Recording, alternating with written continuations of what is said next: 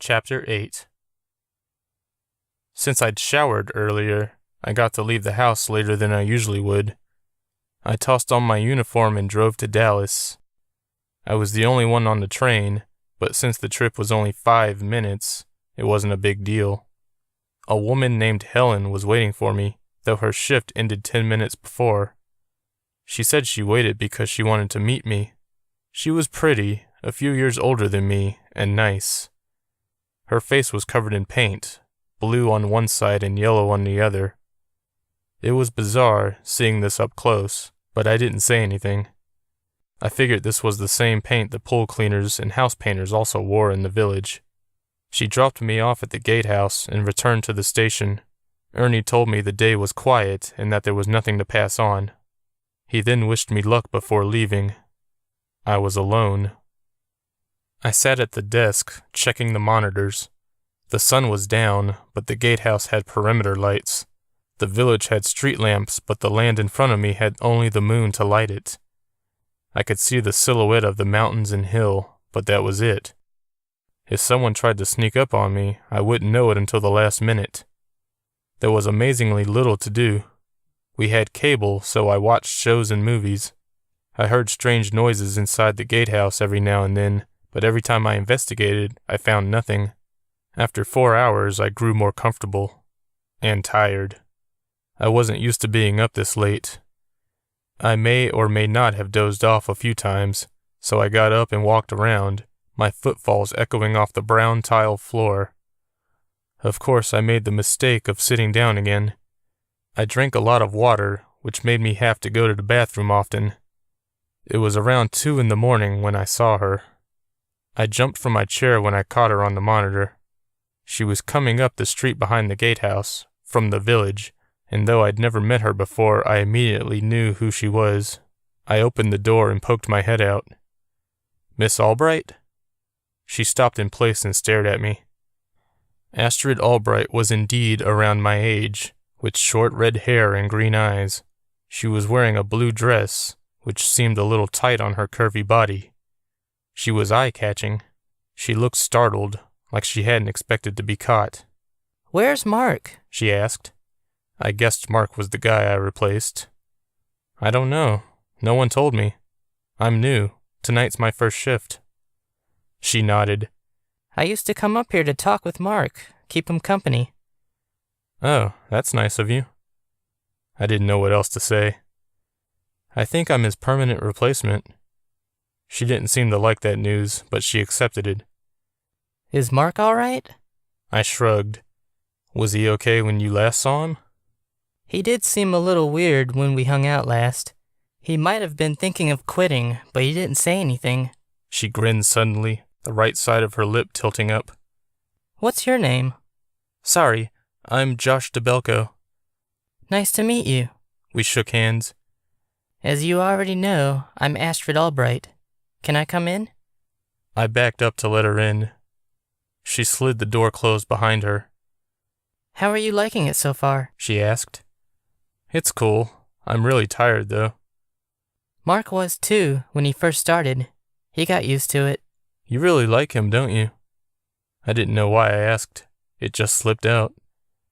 "As a friend, or more?" "You tell me." I raised my eyebrows comically, and she laughed. "You never met Mark. He's in his 50s. "Oh," I said, and then I grinned. I was surprisingly happy to hear that, though I didn't know why. I mean, I didn't want to date her or anything. Not that anything was wrong with her, she just wasn't my type. She had a grunge thing going on. I hadn't noticed when I first saw her, but she was wearing calf-high black boots to go along with the blue dress, and a lot of studs in her ears. "Your outfit is interesting," I said. She looked down at herself, and then back at me, rolling her eyes. "This dress, with these boots? I don't think so. I usually wear matching things, but Mark dared me to do something different, and now he's not even here. I have to waste this fabulous outfit on a stranger." "Are you a troublemaker?" I found myself asking. "That's a weird question," she said after a moment. "Do I look like a troublemaker?" I decided to be honest. I was told to keep you inside the village at all times, but I wasn't told why. Oh, She didn't seem surprised. I'm kind of a precious girl, so to speak. It's a dangerous world, or so my mom keeps telling me. It is a little crazy. I was caught in a tornado the other day. Astrid gasped. Really? A tornado? Yep, I even died for a little while. Oh my, that's awful. We never get tornadoes on the island. Are you okay? My neighbor saved me. She's a doctor. That's great. My mom's a doctor too. She must make a lot of money to afford a place on an island. Astrid chuckled. None of us pay to live here. My mom lives off island. She visits every now and then, though. I guess she likes to get away from all this weirdness. I get that. I'm still getting used to guarding... Freaks? She guessed. I wasn't going to say that. I know. It's just, I've never experienced anything like this. I feel like I'm dreaming or... Dead? Stop finishing my sentences, I joked. I'm pausing dramatically for a reason. We laughed. I looked out through one of the front windows and nearly jumped out of my skin when I saw a large figure approach from the mountains. What is that? I asked. Astrid looked, and then jumped from her chair. That's Cormac, a friend of mine. He's on my list. He's huge, I said as I checked the one name on her list. It was Cormac, all right. Yeah, he comes from a big family. I watched Cormac come down the hill. He looked to be more than 9 feet tall and was very skinny, with long arms. His yellow t-shirt barely fit him, exposing his stomach to the world. He had better abs than me. Is he your boyfriend? I asked Astrid.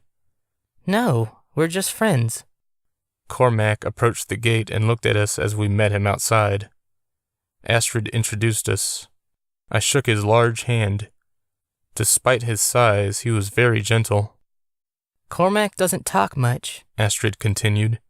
Since you know about the weirdness of this island, I can tell you he is a giant. A real giant. Cormac nodded, his shaggy brown hair bouncing. His nose was large, but other than that and his size, he looked like a regular boy. Well, we should go, Astrid said as she led her friend into the village. We'll talk later. I waved at them.